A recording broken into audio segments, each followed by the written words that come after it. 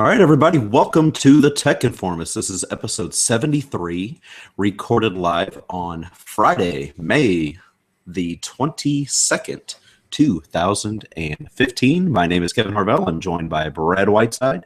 Brad, how you doing today? Doing well. Extra hungry today and looking forward to meeting up for lunch later.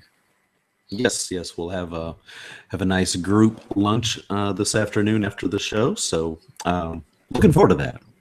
So again, welcome everybody to the Tech Informist, a show in which we help inform you, the listener and or viewer, about the latest tech news to come down our feeds in the world of technology. So some things random, some things that you might, etc., etc. Please follow us on the social media world of Twitter, Facebook, Instagram, Google+. Just simply type in Tech Informist. And you can also watch live and interact with us in the live chat by visiting thetechinformist.com/live. Also send comments, suggestions, and feedback to contact at thetechinformist.com via email. So hope everything is going well in your neck of the woods as you get ready for this wonderful 3-day weekend. Hopefully you do get to enjoy it, Brad. I know you get to enjoy a nice long weekend, don't you? Sort of. I mean, I'll have to go in on Sunday and do a little painting, but be like a 2-day off, go back for a day, and then another day off, so it's not so bad. And then I'll have only a 3-day week, and then it'll be the weekend again. Oh, the rough life. Rough life. Oh, yes. So rough. All right, so we'll go ahead and move into our tech news stories of today, and I'm going to go ahead and let you lead off with your first story about YouTube and Twitch. Yeah, so for those of you who know, I'm big into games, and I saw this story and immediately thought I would share it. It's YouTube actually getting the ability to not only, they've had the ability to stream games, but they can stream games now at 1080p, 60 frames per second, which, as we all know, that's what most of the new consoles do. And it's really big for like really fast-paced, like first-person shooters. That's like, I would say, the number one reason why you would want a live stream in 60 frames. But I honestly thought that they had this before, so it kind of piqued my interest because it says in the article, that they're trying to, one up Twitch, and they're trying to, get ahead of the curve a little bit, and, try to compete with them head to head because Twitch has such an install base. Problem is, if your users don't even realize that this is new or use it very much, I don't see this really changing things too terribly much. I mean, maybe if they had a past broadcast on Twitch and then move it to YouTube, I could see something like that, but I don't see this being the main streaming source simply because Twitch's install base is just so big. It's like, I would say, trying to get, an avid Apple user who has everything Mac in their home to switch to Android. It just, right. It's not going to work. I mean, no, what do you it's think? not going to be it wouldn't be an easy undertaking, but looking at the little story talking about HTML5, about the player and supported browsers, and because their HTML5 player supports variable speed playback, I mean, this is a pretty cool feature that you would be able to skip backwards in a stream while it's live and then watch it, 1.5 or 2 times speed to catch back up. I mean, it's kind of neat that, you're like, ooh, I'd like to watch that bit again, and you can just kind of go back and, keep watching that same thing over and over again if a person does a really neat move or kind of shows off something that is pretty interesting. Yeah, so that's the one thing that I'm actually, really cool with. Since YouTube has moved over to HTML5, I think that was one of the best moves they could have made because, let's face it, HTML5 works on almost everything, from my Xbox to my phone to my computer. I mean, it's like flawless. It's lightweight, and it does the job, and it does the job well.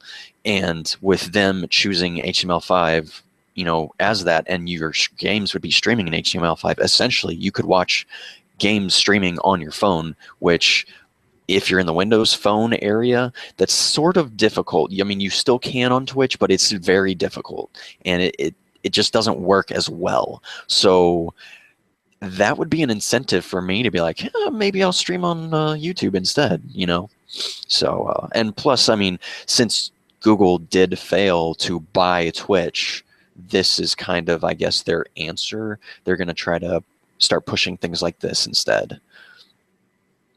So, Yeah. No, I think it's pretty interesting. I do like this, and hopefully they can do it. But man, it is going to be kind of an uphill battle because Twitch is very, very established right now. yeah. But oh yes, if anybody can do it, Google and YouTube would be the ones that can. Well, I think it's just good that there is another choice out there other than it escapes me who it was or is rather. There's another streaming site that does games that that most PC gamers are familiar with that I cannot think of off the top of my head, but they also stream games and whatnot. They're not nearly as big as Twitch, but they're out there. Okay. Yeah, I'm not sure which site that might be that you're. I want to say it's like Ustream or something. Oh yeah, possibly. Anyway, I mean that's a lot of live video. All right. All right, so moving on, the first batch of Pebble Time shipments are supposed to start rolling out on May 27th, so that's just next week. One of the most successful, I guess it would be the most successful Kickstarter ever. The Pebble Time smartwatch is, people that, backed them on Kickstarter, they can expect to start getting those. Set to receive tracking numbers by mid-June, or that is with all customers that have opted for the smartwatch set to receive tracking numbers by mid-June. Yeah, they're going to start shipping out on May 27th, so it's just right around the corner. I don't know. I mean, our friend Alejandro definitely was I think he actually pre-ordered one. I think he got in on this.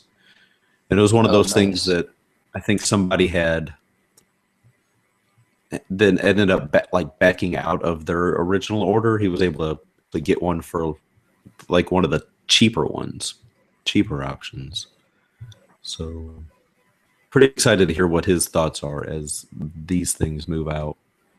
Yeah, so Pebble was kind of like that anomaly that sort of made Kickstarter a thing, I think. Yeah, kind of to a point. I mean, that's like where most people first really started hearing about Kickstarter, and it got mainstream attention.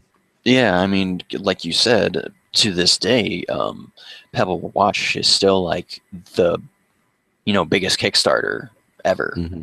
So, I mean, that's pretty impressive to still have that a few years later, after putting out their first one, and they still put out good products. I mean, don't get me wrong, and the fact that people can go in and fund it, kind of kick it off, so to speak, and get a project rolling, and then a product comes out of it. That's really cool. In fact, there's a game that is going to be coming out from Kickstarter, and the original people from Rare who made Banjo-Kazooie are going to be making a new game called Yooka-Laylee, and I'm very excited for it. But it was the fastest game to kickstart. So reach their goal. Yeah, to reach the fastest game to reach their goal. It took 24 hours to reach their goal, or less than. Wow. Yeah, it sounds like a lot of people were interested in that.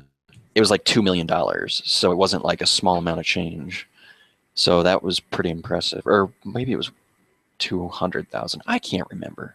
I'm bad at memory today, so bear with me. Bear with them, folks.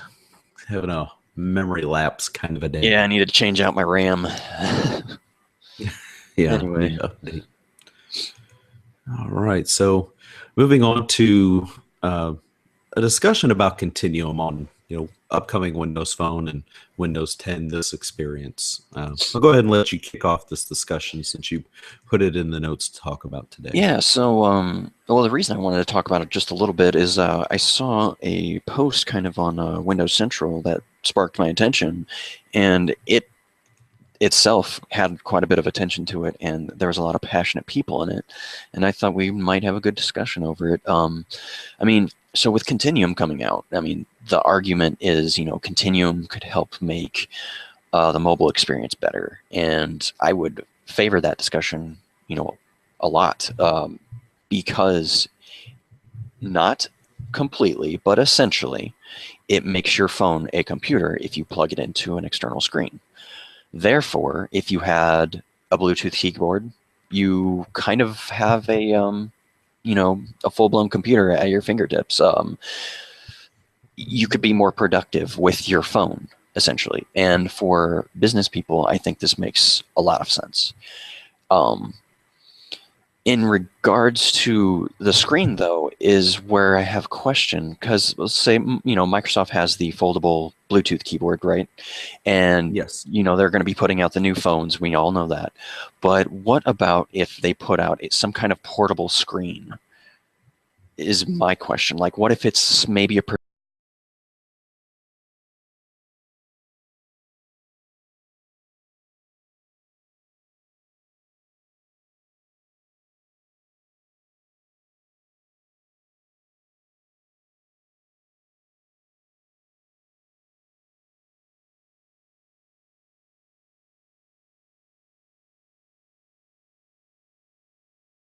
that?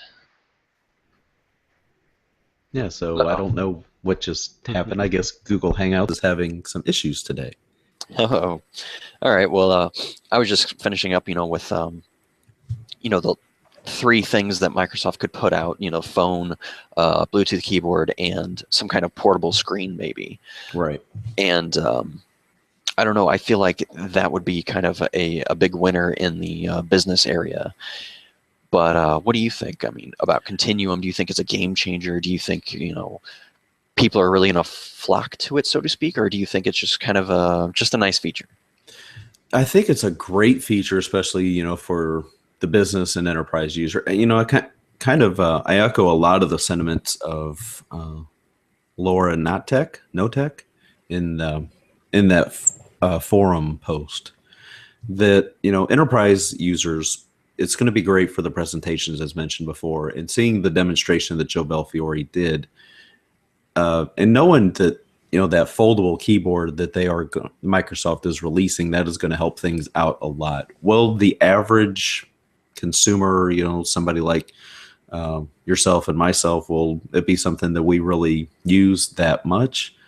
I'm not sure. Yeah, I think it is a great idea, and I'm really wanting to try it out, just Yeah. so So we can really see, and maybe once it gets in the right hands of certain people, they'll be able to find more functional ways for the average person to make it a feature that is going to be something worthwhile to them. getting back to the demo that Joe Fiore did, that was one of my favorite demos, other than obviously HoloLens, because it blew my mind. Like, he took a phone, he hooked it up to a screen, hooked a keyboard up to it, essentially Bluetooth, and he just started using it as if it were a computer. And that's kind of something people have been wanting, I think, for a little while, but I don't think anyone has done it right just yet.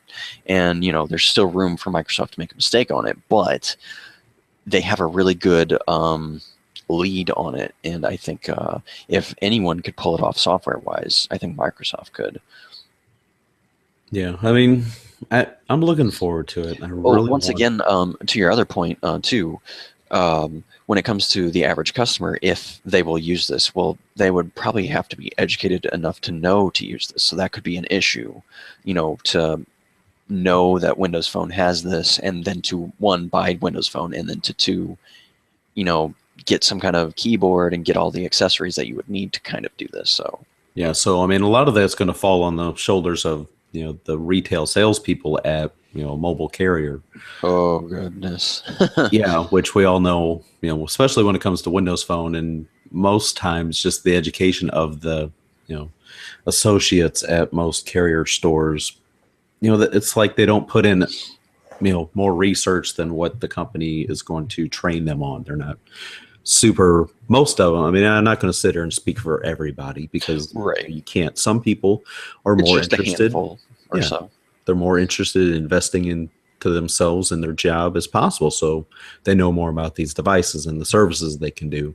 Mm-hmm. But they're going to have maybe this is something that Microsoft can do is, in each store, they'll set up kind of like a demonstration station to kind of show, this is what is possible. This is what you could possibly do with it to kind of show that as well, that maybe this is a nice selling point that somebody can figure out for whatever, that it is that they personally do with their devices. Yeah, I don't know what would be better, like a portable screen or like a projector or something to this effect, to help with Continuum. I would say screen would be cheaper if I were to guess. And it'd probably be easier to move around in certain ways. I mean, if they made like a little 10-inch screen it's like a tablet, but it's just a screen, it could potentially be cheaper than just a full-blown tablet, using like Miracast or something. Yeah. But yeah, I think the screen is definitely an issue when you're talking about Continuum, because if you are trying to be this super portable person, you can't always count on your hotel room having, the extra screen with an HDMI or whatever hookup that it is you need to hook up to it to use it as a computer, so to speak. Right. Yeah, I mean, we'll have to really see once this stuff is actually pushed out, because we have to wait for the new devices, obviously, because most current ones are not going to be able to run most of this stuff, so that's kind of a drawback, that you're going to have new hardware. I don't know, that they've definitely got an uphill battle when it comes to this feature and stuff that they're going to be doing here in 2015. So yeah, unfortunately, it's another time will tell kind of thing. Yep, we will have to wait and see. Yeah, I mean, just hopefully it does go well, and they don't really make it needs to work when it releases. It needs to work. It needs to work, and it's like the number one thing they need to push in the commercials, in my opinion. It's just one of those features they need to show every single time they put a commercial up. Yeah, and it needs to be real use case scenario, not quote unquote in-game, in-game. It needs to be in-game footage, not from trailers and not like in engine. It needs to be in game. Yeah, it needs to be actual use case. Yeah, excellent demonstrations. Absolutely. Like when they do their Surface commercials. Yes. Yeah, definitely. All right, so we'll kind of go ahead and move on and talk a little bit about the Android Wear 5.1 update. Originally shipped with the LG G-Watch Urbane, which I guess it's Urbane or Urban. I'm not really entirely sure how you would want to pronounce that.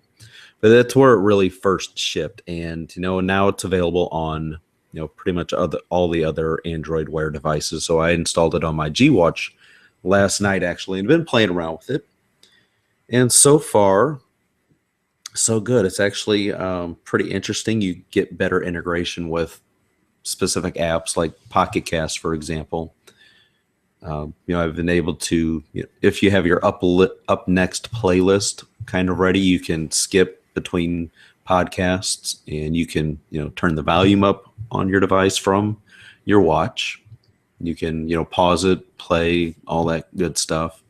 It's got some interesting new motion features, or, kind of like wrist action. If you flick your wrist forward and back, you can kind of like scroll through notifications that way.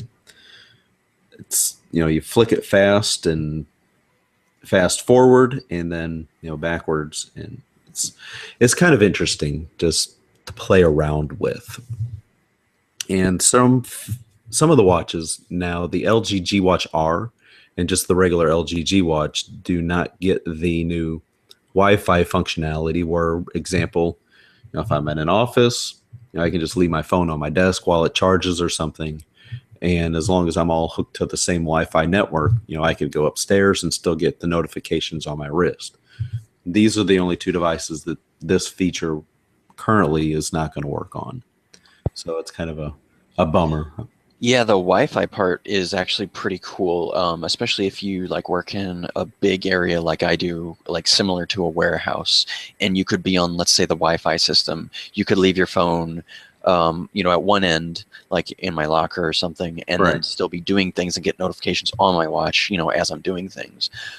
Which most of the time I'm listening to podcasts anyway, so it doesn't really pertain to me. But for somebody, it might, if they're a business that relies on phone calls, let's say, and they can't miss those calls because that's their money. And, but they can't necessarily have their phone with them all the time. It's nice to know that, hey, they got a call in, they can go take the call or call them back, And then in regards to music and skip, that's like the one thing my band is still missing. I mean, yeah, I can do it with Cortana, but it's not as fast as if there was like dedicated buttons to a player, kind of like how your like headphones kind of have that one button to pause and play and whatnot. I mean, that works, yes, but I still, just for reasons to I guess my own liking, I just would like to have that. It's just one of those features I'd like to have. But yeah, they're really, I think Android Wear is really kind of ahead of the curve of everybody else because they kind of started first and they've been out just a little bit longer. Apple Watch is kind of right there with them, and Microsoft's actually, they're not a watch per se, but they're putting up a good fight in a way. So Yeah, and I'm actually looking at the Google Maps on here because now I can actually see. I mean, maybe this was even before, but it's been a little while since I've really messed with my G Watch. But I can sit here and look at the Google Maps app right here on my wrist, and it tells me pretty much right where I'm at. I can zoom in, I can zoom out, get street names and stuff like that. It's it's pretty interesting. yeah, it's liking that. Really cool stuff. So Alarm, Fit, flashlight, Google, Keep, Maps, Play Music, so I can control Google Play Music on here as well. Pocket Cast, since it's installed, stopwatch, timer, world clock, and I still need to mess around with OneNote on here just to kind of see how that is all going to work. But no, overall, I think maybe I might hop back onto my Android device and start using this a little bit more just to keep playing around with it. I think they're moving in the right direction, and with the Apple Watch being so popular. Absolutely. Right. Well, in the Apple Watch, between Apple and the Android, just for those, for instance, there'll be good competition between both of them, and that's good because it'll help drive innovation. All right. I mean that they'll be pushing each other, which is good. Competition's good typically for the end user, which is us and everybody else that would be possibly wanting to buy. And speaking of smartwatches, stay tuned for our new poll question, as it relates to smartwatches. And so does my app pick, actually. So yeah. All right. So we'll go ahead and move into your next story, which is a little video game related here. Oh, imagine that. So back, I want to say roughly 2001, the game Need for Speed Underground came out. It was, really good. It was fantastic. It's one of the games that sort of pushed me into cars, and, it's the reason I paint cars today. I loved everything about cars. The aesthetic reasons is why I got into painting. And it's why I enjoy painting, because the end product comes out, just beautiful.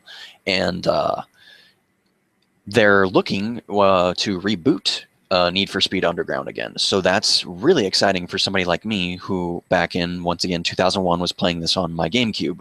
And, back in 2001 or ish area, they also a little later came out with an Underground 2, which was a more open world, and that blew my mind, that you could drive around in an open world instead of just racetrack. And I think that's more the direction that they're headed.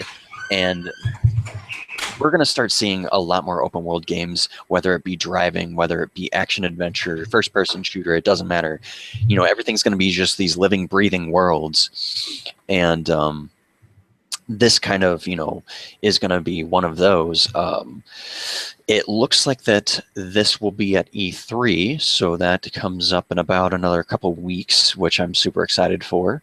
But if you're at all interested in Need for Speed, look out for this, because like I said, this was one of the games that kind of got me into cars, so I'm kind of excited to see them reboot this again. Yeah, whenever you first shared this and I first looked at the trailer that's included in this link, I mean it looked like I was actually watching a movie trailer. I'm sitting here thinking, how in the world did they get these stunt drivers to be able to do this? And I'm like, oh my God, it's actually a game. So Yeah, it looks very nice. Oh, and that's the one thing about doing the Underground series. It's like you're always kind of racing during the night kind of thing. So like when you're at night, there are a lot of lighting elements, but there's not like one sole lighting element from the sun. So you can do some really interesting things with the lighting. And right. it kind of makes it to where I don't want to say that nighttime makes things look better, but in a way it sort of does. All right, so Need for Speed coming back. All right. All right, so I guess it was after the show on Wednesday that Microsoft released the new Windows 10 build, which is 10.122. I went ahead and actually installed it on my Surface Pro 3. You brave soul. Very brave soul. I mean, a lot of the reasons is because, Gabe All, who was, pretty much heading up a lot of this stuff with, the whole Windows 10, whether it's phone and the actual operating system for desktops and laptops. He had tweeted out that he feels, starting with this build and moving forward, that he is comfortable suggesting people install this on their regular daily machines, not just test devices. So I thought, all right, I'll go ahead and try it again on the Surface Pro 3 because the previous experience was really not that good. But I have to say it's actually working really well. My only issue so far is it's like the Edge browser wants to, kind of lag a little bit, a little hesitant on, if you click a link, it doesn't want to open or doesn't open like right away. But that's really been the only issues. You detach the type cover and it switches to tablet mode and put it back and it switches back to, standard usage. And a lot of people have been having issues getting it installed on their Surface Pro 3, so I'm not really sure how, if I did anything magical to where it was pretty much a smooth install for me. I downloaded the 10.0.0 or the 10.0.7.4, which I believe was the previous build. I downloaded that ISO and installed it from there, and then I did the update to 10.122. It was pretty much a smooth transition. Huh. All clean installs and in regards to putting special builds on our devices and whatnot, I mean, I dabbled a little bit with the phone, and then it finally, like we had discussed in an earlier show, it just took a turn for the worse. So I'm not doing beta software. That stuff sort of scares me a little bit because I don't like going back through and fully erasing everything and then putting it back on there. I just yeah. Well, I mean, for the 635 it wasn't so bad because I had it backed up, and there's not a lot on there. It's just basically my music player. But if that were to happen, let's say to my 1520, that might be a little more of an issue. Yeah, I mean that's your daily device. Yeah. I don't think I'd put the Windows Phone 10 or the Windows Mobile. Sorry, it's not Windows Phone. It's Windows Mobile. Indeed, 10. it is. Yeah, I wouldn't put that on whether my you like it or not. Yeah. Oh, right. And it just kind of like freaked me out so much that I just went ahead and backed up all my phones just to make sure. Yeah. So like, all right, just in case something bad does happen, I'm backing them up right now because it hasn't been done in a while. But I'm glad that there are people like you, Kevin, who willing to try it and give Microsoft feedback that they need, and keep this thing going, because it seems like this is going to be here to stay. Like this beta stuff is going to just keep happening after Windows 10, and this is going to kind of be how they roll things out and fix things. And I'm all for that, because that means we could get things faster than what we normally could. Because real users are testing them constantly, and messing around with settings and finding things that break and, reporting that in. And that's invaluable feedback that they otherwise would not have. All right. Yeah, it just seems to all be working overall pretty well. So really, Well, that is exciting and enticing offer to put that on something, but I'm not doing it. yeah. I don't blame you. I mean, I understand a lot of people are still hesitant, and for good reason. So Well, after my whole debacle with my tower back in October and finally getting that back up and running and everything was working since, it's just like, no, I'm good. not messing with it. I don't blame you.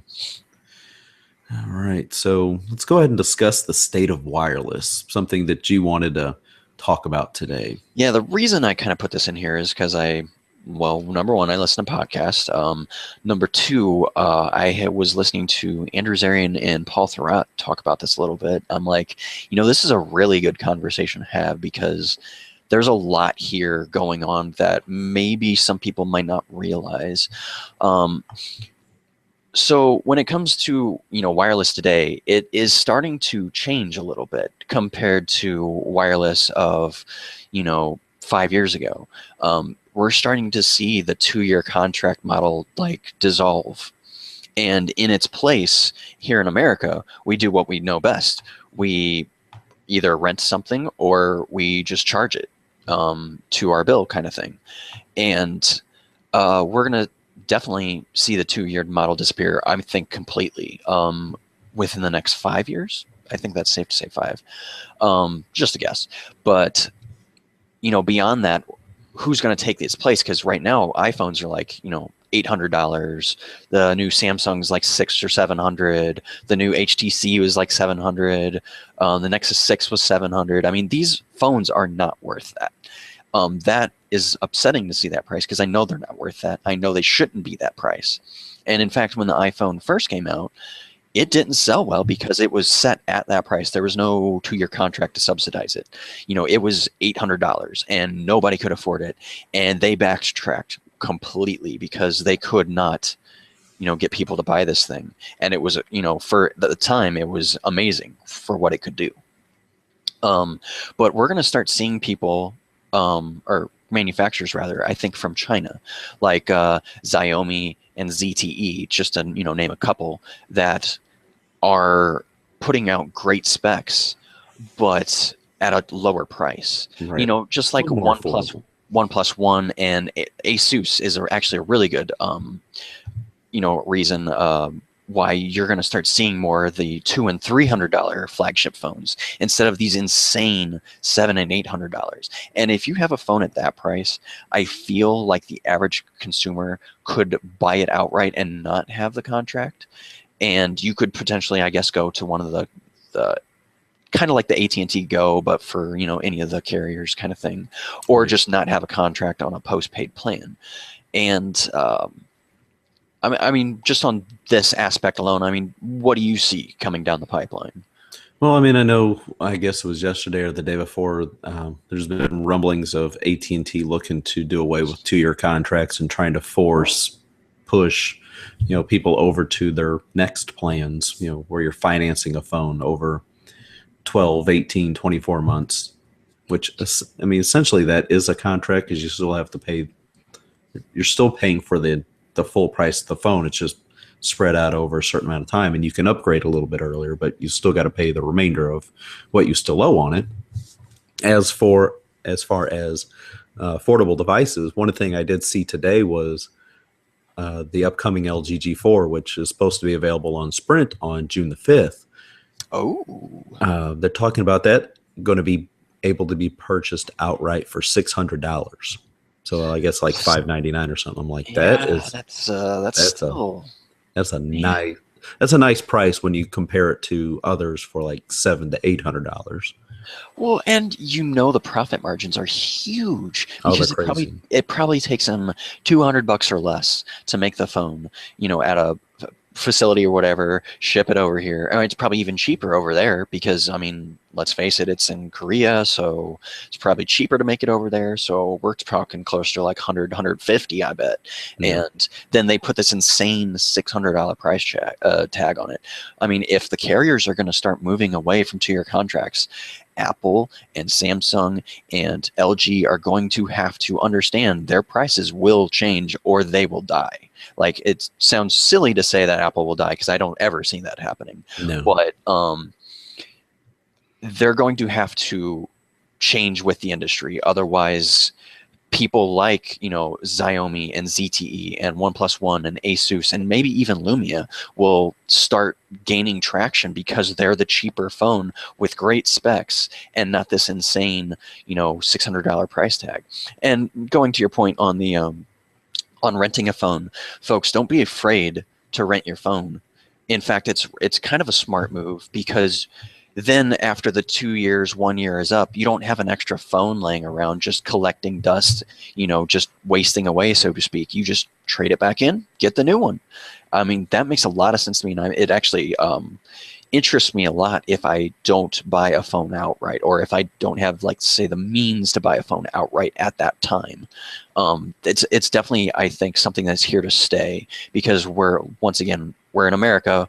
We like to have things that are expensive that we necessarily can't buy right away. It's just kind of what we do. Houses, cars, you name it, we do it. So I think that's, definitely here to stay. I hope that, when the Nexus program launched, it wanted to be like that affordable flagship that, like, I want to say, I bought my Nexus 4 for like $299. Yeah, exactly. Okay, it was the Nexus 4. Yeah, so the Nexus 4 was like $299, and that was like top of the line specs, bare bones Android. I mean, that is a very attractive phone, in every aspect. It's $100 more than what you would pay for on a $200, 2-year contract. Why not just pay that extra $100 and save yourself so much money? All right, and that's one of the reasons why the OnePlus One has been so successful, is because you get some great hardware for minuscule pricing. It's very affordable. OnePlus One is probably one of my favorite devices in that arena, minus maybe the Asus Zenfone. Like, between those two, it's kind of a toss-up. Like, I think they're both gorgeous devices. They have great specs for what they are. They still perform, very well. And I think what would put one over the other is whether or not, one camera is better than the other. I'm not too sure, because I'm not familiar with them that much. But, if one camera was better on one than the other, I would definitely choose that one over. So, yeah, I mean, the two biggest things for me: camera, battery life, well documented. I've said it over. Camera, battery life, and then after that, I would say screen size. Because that is become kind of important. I mean, if it's too small now, it just doesn't feel right in my hand. There's less screen reality to work with. And then I feel like a caveman. I'm all hunched over, looking at the screen, instead of like sitting up straight and actually like sitting my screen out in front of me a little bit, so I can, have a better posture and my back doesn't feel as terrible. Right. One of the nice things about, what I mentioned about the LG G4 on Sprint, they are actually going to, you have until like June 21st, I think, to buy it and get this like bonus bundle where you'll get a second battery, a 32 gig micro SD card, and the little battery charging cradle. So you would be able to have that battery to swap out if you're out and about and you're like, oh, I just plug in a new battery. You'd have that extra battery with you, and I mean, that would all be included for free. So $600 getting you what is arguably going to be the best Android device released in 2015. Oh, extra absolutely. Battery, memory card, and a charging cradle. Is it just me, or is it, besides Samsung and Apple, are we starting to see more phones come like this, where you can actually take off the back, put in extra memory, put in a different battery if you're low? Like, I feel like we are. In fact, all of the Lumias that have came out since Microsoft took over are like that. Yeah, they all have the removable backs and stuff. Ace, I want to say Asus might be like that. Maybe not. I know the OnePlus One is like that. Removable battery. Yeah, all the LGs that I've seen or had, they're like that. So I don't know if this is just kind of something we're moving back to, because we had that, and then we went to the iPhone, which had no removable battery, and that bothered people. And then we started to see a trend towards that. But then I don't know if we're starting to balance ourselves out, or if we're starting a trend backwards again. I mean, Samsung has kind of upset a lot of people by going to a fully encased unit where That's like one of the number one complaints. That was like one of the reasons it was quote unquote an iPhone killer, which please stop using that. Like there's no such thing as an iPhone killer. Can't kill the iPhone. Stop saying that, Samsung. Please, please, please, please. Okay, yeah. I'm done. Yeah, that was one of the big turnoffs, especially when I was reading on my Facebook feed. People would be saying, oh man, it's a beautiful device, but I can't remove the battery. I can't add extra memory. That's a game changer for me. Yeah. So, And I mean, for a lot of people, and I can understand not everybody wants to just keep all their stuff in the cloud. They want to keep a lot of music and stuff stored right there on their device. And I completely understand that everybody's use case is different. So hence why, I'm really, really looking forward to the LG G4 to see how it sells and what the response to it's going to be. So, I mean, so far the response review wise has been very, very high. A lot of praise. Yeah. So Leo Laporte, he's like, this is my next phone. He's like, this phone is amazing. I want this phone. And if you know anything about Leo Laporte, he tries everything under the sun, it seems. And for him to say something like that immediately, I'd say it's definitely a device to look out for. Yes. Yeah, definitely. So we'll be getting our hands on one hopefully soon. Oh, yes, I would hope so. All right. We'll go ahead and move on to the last bit of story. This is kind of a bit of some odd news. It's from Popular Science, one of my favorite new websites, about a murder suspect has been identified by DNA left on pizza crust. So, I mean, we're talking like extreme CSI kind of stuff, just crazy forensics and stuff. CSI in my backyard. Yeah. So, I mean, this is a pretty short little article, so I can actually, I'll just breeze through it. 4 people were unfortunately murdered on May 14th in a mansion in Washington, D.C., which at first glance, the crime appeared to be motivated by money, seemed to be random, so investigators didn't have much information to go on trying to identify a subject. But then, a stroke of luck, police uncovered a box of Domino's pizza, one of 2 that was delivered to the house when the victims were being held hostage.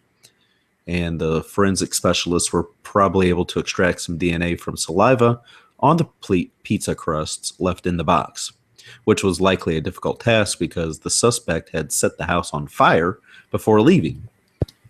Wow. And yeah, when they ran the DNA through the police database to identify a suspect, they found a match with Daron Dillon Went, a 34-year-old Maryland resident who has been in trouble with the law before, having previously been charged with theft, assault, and sexual assault, which is why his DNA was in the database in the first place. Sounds like a stand-up guy. Yeah. So with Went as a suspect, the crime is no longer random. Went used to work at American Iron Works, where the victim, Savas Savopoulos, was CEO and president. The other 3 victims were his wife, son, and housekeeper. So Went may have been fired from his job, which would have given him the motive. And sources have told investigators that Went has left the D.C. area, now in Brooklyn, New York. He is still at large, and police are looking for any information about him or other possible suspects. So, forensics, DNA. Yeah. Who would have thought being able to find that on pizza? Who would have thought being taken down by your favorite late night snack? I know. And not by a heart attack either. Yeah, that's amazing that, I mean, how these tests can work. I mean, it's like, wow, I would have never thought to do that. Well, in my head, it sort of makes like a lot of sense because like when they do DNA samples for figuring out your genome and like where your ancestors came from, they just do a cheek swab. Yeah. So that's where a lot of your DNA like just sits, and they can do that now. They don't just need blood or any other bodily fluids or whatever. They just do a little spit thing and rub off a few cells, and there you go, DNA. Yeah, it is amazing how far advanced that technology has come. I mean, just in the past 5, 10 years, needless to say, the last 20. I mean, huge leaps and bounds. Mm-hmm. Yeah, So, just crazy stuff. All right. So that is pretty much the end of the main news stories. Sorry, but just real quick, I guess we'll go into maybe we'll just start doing a birthday segment now. yeah, it seems to be that lately. Yeah, so happy 35th birthday to Pac-Man, our favorite little yellow Muncher. Power pellet chomper. Yeah, there you go. So I mean, if you're a fan of Pac-Man and want to celebrate the birthday, fire up a old Pac-Man game and give it a whirl. There's plenty of ways that you can play online and on your video game consoles and stuff like that. Or hey, play the Super Smash Brothers Wii U. I believe he has a playable character on there as well. I believe you're right, which means I'm going to have to go to my buddies at some point this weekend. Yeah. And also happy 30th birthday to the Nintendo Entertainment System. Big props, my first system. So super happy. Sort of happy in a way, but in another way, I'm like, now I feel old because that was my first system. And my goodness, 30 years already? Feels like it was just yesterday. Yeah, and I mean, that's one of the things me and my dad used to do whenever I was younger. I mean, one of the only games that he was actually able to play, because he's like, I just don't have all this hand-eye coordination, was, we would play Pac-Man on the Nintendo.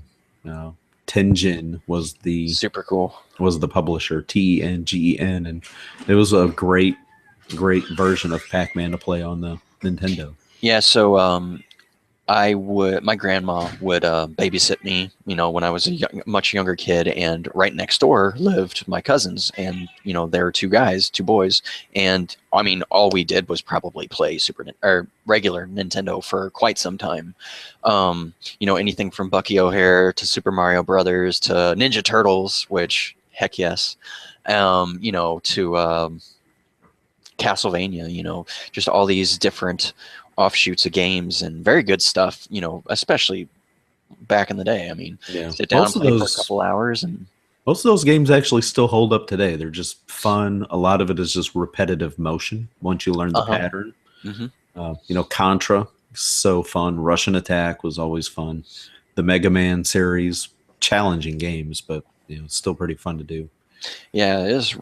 I mean, really cool to have, or to kind of grow up with the gaming industry in a way, because, I mean, and I'm talking more console wise, more or less than like maybe your day when you guys would go to, I guess, arcades, right? Yep, arcades, Exhilarama in the Crestwood okay. Mall. So yeah, God, that was the place to go. And now that's an abandoned mall. Oh yeah, it is really kind of creepy there. Have you been lately? No, I haven't really been by there lately, but I see some videos that people have posted that somehow they're getting in there and shooting. Well, a couple years back, you could still go in, and there were like a few stores still open. And I want to say a couple years back, I want to say like 2008, 2009, somewhere around there. Yeah, it's completely closed now. Okay, but there was like a GameStop still there, and I think a Hot Topic sprinkled in there somewhere. It just like really, I remember going there as a kid, and that place was just hopping, like just crazy busy. Yeah. And now it's just like nothing is there. Yep. It's really weird. Yeah. All right. So, and then our last birthday wish goes actually out to our 200th Twitter follower, Paul Ulrich from Verizon. Friend of the show, and I was on a hangout with him and a few other people, including Alex from Android Headlines, I believe. Cool. So, we were on a hangout a couple weeks back talking about some of the latest devices. So that was fun. Well, very happy birthday then. Yeah. And before we move into app and entertainment picks, we'll go ahead and give our straw poll results and give our next question. So the results of our poll about, do you like the name Switch to Windows Mobile from Windows Phone? 60% of you says yes, you do like it, and 39% of you say no. So there's results of that weekly poll. And Yes, yes. Nexus is hungry, which her name is Nexus. So just like the Nexus devices. Nice. Our next question for the next week is: do you think using a smartwatch will help reduce users dropping their phones? We all know many people drop their phone by just simply taking it out of their pocket, taking it out of their purse. So, do you think, people using smartwatches, being able to check notifications and things like that on their phone, will help reduce damaged devices? So, simple yes or no question. We'll have a link to the post in the show notes, and look for it on Twitter as well and Facebook. Excellent. Please vote. Want to know your thoughts. So we'll go ahead and move into app and entertainment picks. And Brad, right now you're the only person that's got anything in there. So okay. Take it away. Okay. So I accidentally stumbled upon this, just kind of screwing around in the Google Play Store, of all places for me to be, right? Yeah. Yeah. So, which, by the way, I bought my first Android app, and it was Pocket Cast, because I got just fed up with Stitcher Radio. For those of you who use it and it works great, fantastic. I can't stand it anymore, so I had to get my Pocket Cast app back, and I have my whole email set up so I can just plug it in, and boom, it aggregates all my podcast, and that is a winner. That is awesome. So I spent the $4 and got it, so I was very excited. So real quick, what was it about Stitcher Radio that you were frustrated with? The ads are just so intrusive. Like they pop up and take up the entire screen. Like every time you go back to like choose a next episode or something, it just I can't stand that. If I can pay $4 to not have ads at all, I'm doing it. So that's just me. But I mean, if they want to play like an ad, like maybe audibly at like the end of my podcast or right before I start one, that's another thing. But the fact that like visuals would pop up too, which I've noticed is really terrible about Android, is if it's ad based, like the pop-ups on ads are terrible on like anything like Pandora or anything you're not paying for to curb ads. It's very intrusive compared to Windows Phone. And that bothers me a little, but there are ways around it, so it's not, make or break. But anyway, back to my pick. I found Bing Torque, the search assistant, and this is actually for the phone and Android Wear, which I thought very interesting. But essentially, it is, Bing on your wrist, and I can't pull up the website right yet. Hang on a second. It's Bing on your wrist, and for those of you who use Android Wear and whatnot, I'm sorry, I'm having a little issue getting this pulled up because I need to get some technical difficulties music. Yeah, play. I'll just use some keyboard shortcuts, and that will make life easier. There we go. Okay, my bad for not having it pulled up to begin with. Anywho, Microsoft Bing Torque